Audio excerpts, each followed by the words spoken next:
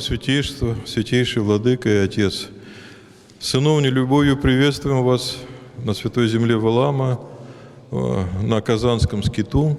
Этот скит, как и предшествующие 3 скита и пустыньки, которые были построены по вашему благословению, которое вы преподали 10 лет назад, ровно 10 лет назад, вот теперь завершен.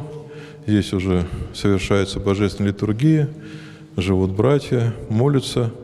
Это было задумано вами именно для того, чтобы братья могли совершать уединенную молитву, такую молиться за весь мир, трудиться таким образом, чтобы множество паломников, которые посещают Валаам, немножечко обходили стороной эти места или посещали в то время, которое не беспокоили бы братьев. Вот это все осуществилось. Здесь, в этом храме, мы старались сделать так, чтобы не было ничего лишнего, отвлекающего от молитвы, потому что здесь молится только один из братьев, священнослужитель, и другие братья внимают молитву, молятся вместе с ним. И поэтому мы не хотели делать каких-то очень больших иконостасов, золота там и так далее, каких-то украшений. Все старались сделать предельно, так сказать, просто, но и в то же время, чтобы напоминало о древней церкви, о Святой Земле, о Иерусалиме. Ведь здесь песчаник использован в оформлении храма. Вот акустика здесь замечательная. Здесь даже молитва, которая читается шепотом, очень хорошо слышна. Вот, Ваше Святейшество, мы благодарим вас за то благословение, за ту возможность, которую вы нам дали тогда, чтобы братья могли молиться и совершать здесь Евхаристию. Спасибо, Господи. Это дар наших пчеловодов, которые здесь подвязаются, вот плоды их рукоделия.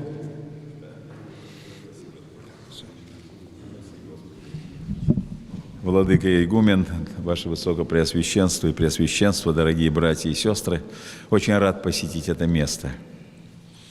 Радуюсь тому, что воздвигнут такой храм в очень хорошем стиле, очень такой аскетичный и одновременно светлый и радостный.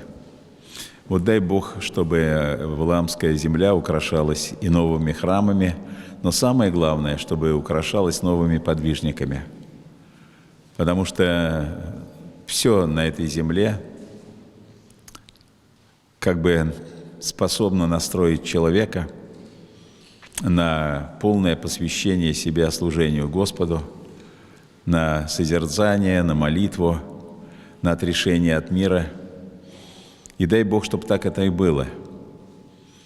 Чем далее развивается человеческая цивилизация, тем больше и больше многие люди сознают, что есть какие-то пределы, через которые очень опасно переступать человеку, в том числе даже для сохранения его психического здоровья.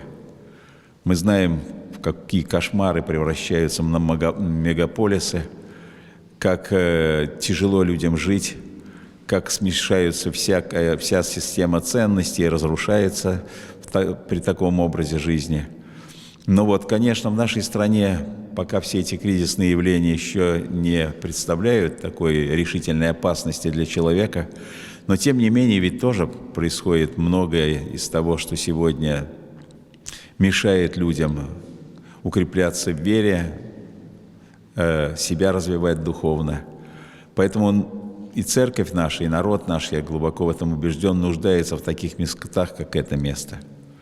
Но для того, чтобы оно было притягательным, важно не только ведь построить храм, а важно, чтобы здесь совершалась молитва, чтобы осуществлялись иноческие подвиги, и чтобы одновременно братья была способна с любовью и вниманием относиться к паломникам и вместе с ними молиться и за них молиться. Еще раз хотел бы поблагодарить вас, владыка-наместник, владыка-игумен, за те труды, которые были положены по строительству этого храма. Особенная благодарность всем, кто внес свою лепту в это благое и святое дело. Храни вас Господь. Вот, но в память о пребывании хотел бы передать для этого храма икону святаго апостола евангелиста Иоанна Богослова. Спаси Господи.